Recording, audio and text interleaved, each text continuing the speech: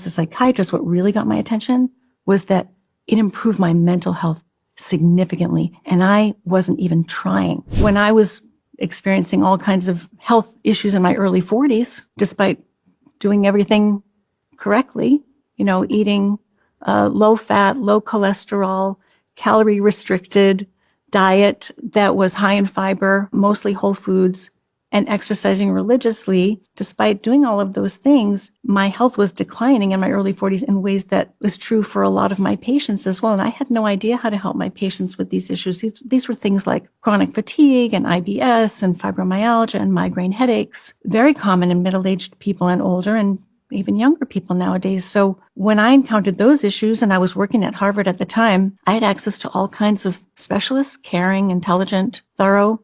They did all kinds of tests.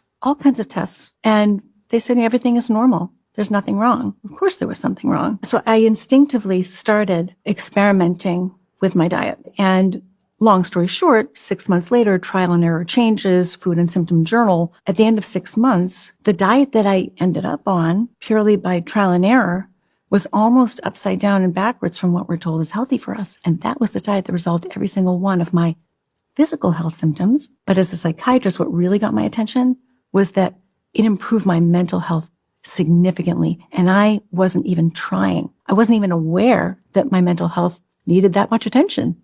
I think like most people, I was walking around with suboptimal mental health, more anxiety than was necessary, than was, slumping in the middle of the day, brain energy, faltering a couple of hours after lunch, coming home at the end of the day and being completely spent and not being able to get anything else done after 5 o'clock, being really anxious on a Sunday night before Monday morning work, being depressed in the wintertime. I mean, all of these things we think of as really normal. We've come to expect so little of our mental health. We've come to expect poor mental health as normal, and it isn't. If you feed the brain properly, it works better.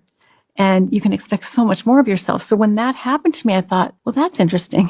This diet seems to be good for the brain. Which diet was that? This was a mostly meat, low carbohydrate, low fiber, low cholesterol, high fat diet. No whole grains, no legumes, very few plant foods, mostly seafood, meat, poultry, non-starchy vegetables, and fats from whole foods. It really was as simple as that.